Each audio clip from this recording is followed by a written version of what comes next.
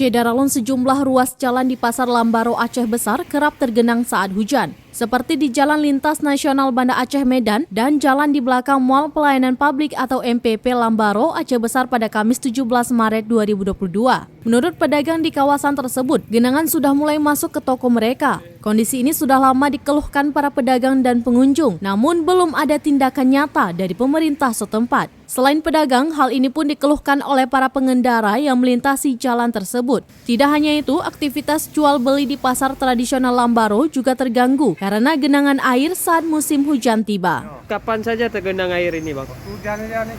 Waktu hujan, Bang? Waktu hujan lebat ini kali airnya kan. Kadang-kadang masuk ke dalam toko. Masuk ke toko, Bang? Ya masuk ke toko kalau jalan mobil kayak gini kan. Masuk ke toko.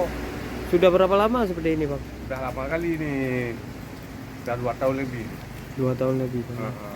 Belum dibuat atau seperti apa, Bang? Kadang-kadang apa dibuat got kecil-kecil aja gini kan. Got kecil, orang duduk buang air. Bukan untuk enggak. Maksudnya got kecil tu tak tercampur air.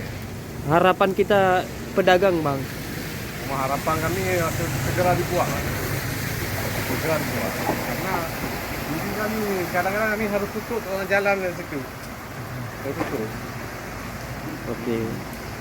Terima kasih, Bang. Dari Banda Aceh, Henry Surambi on TV.